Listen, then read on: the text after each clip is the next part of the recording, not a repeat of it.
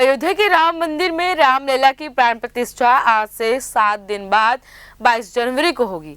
लेकिन क्या आप जानते हैं कि श्री राम, सीता और लक्ष्मण ने 14 साल का वनवास कहाँ बिताया? माता सीता का हरण कहाँ हुआ था? रावण वध कहाँ हुआ था? वह कौन कौन सी जगह है जहाँ श्री राम के चरण पड़े? नहीं तो आइए जानते हैं।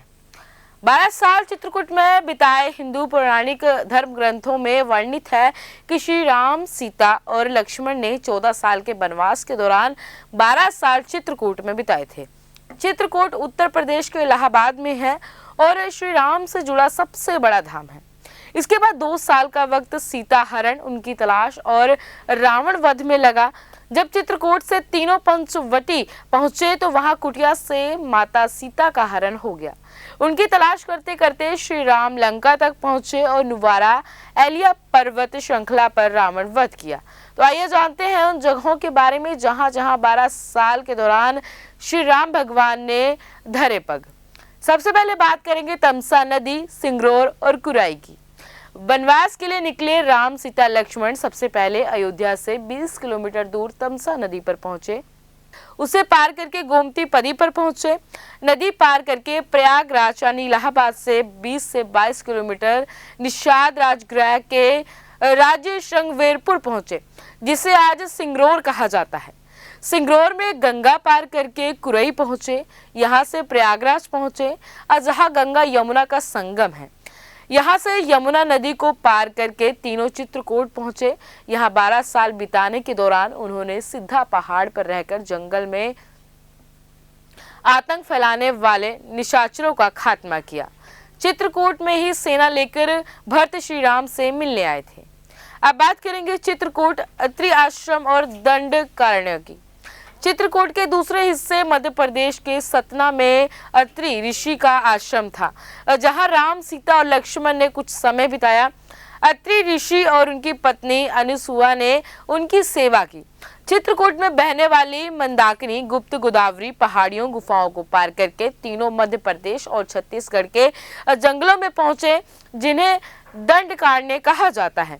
इसी दंडकारण्य का दूसरा पार्ट हिस्सा है आंध्र प्रदेश का एक शहर गोदावरी नदी, जो कि तट पर भद्राचलम, जहां भद्रगिरी पर्वत पर श्री राम रहे। हरण करके सीता को ले जाते समय दंडकारण्य में ही जटाऊ से रावण का टकराव हुआ था। इसी जगह दुनिया में जटाऊ का इकलौता मंदिर है। अब बात करते हैं नासिक अगस्त्य मुनि आश्रम पंचवटी की।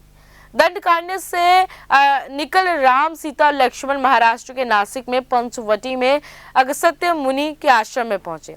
नासिक से 56 किलोमीटर दूर ताकेड़ गांव में सर्वतीर्थ नामक स्थान है, जहां शूर्पणखा से मिलना, मारीच, खरदूषण वध और सीता हरण के बाद जटाऊ वध हुआ।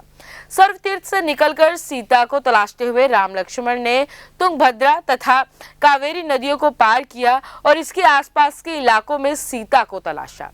रास्ते में जटाऊ और कंबंध से मिलने के बाद दोनों ऋषिमुख पर्वत पर पहुंचे, जिसके पास बहने वाली पंपा नदी के किनारे शबरी का आश्रम था, जो आज भी केरल में है।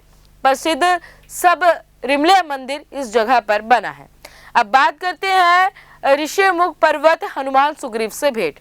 जी हाँ, शबरी के आश्रम से निकलकर मलय पर्वत और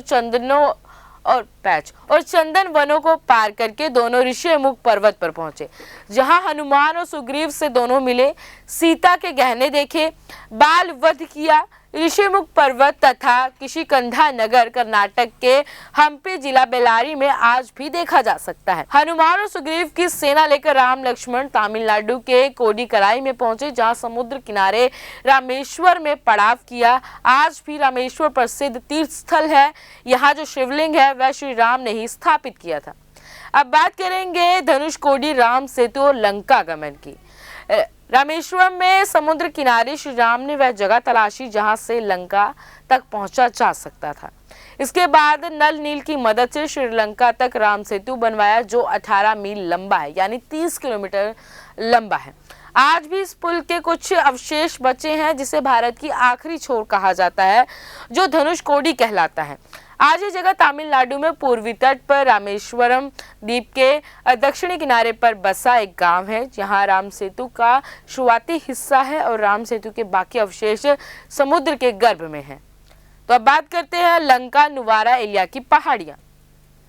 राम सेतु पार करके राम लक्ष्मण और उनकी सेना लंका पहुंची। यहाँ लंका के बीचों बीच रावण का महल था, जिसकी अशोक वाटिका में माता सीता कैद थी। नुवारा एलिया की पहाड़ियों में सुरंगों और गुफाओं के भंवर जाल में रावण की नगरी बसी थी। इसी पहाड़ पर रावण राम युद्ध हुआ, रावण वध हुआ। इसी तरह भारत से लंका तक कई जगहों पर श्री राम के चरण पड़े।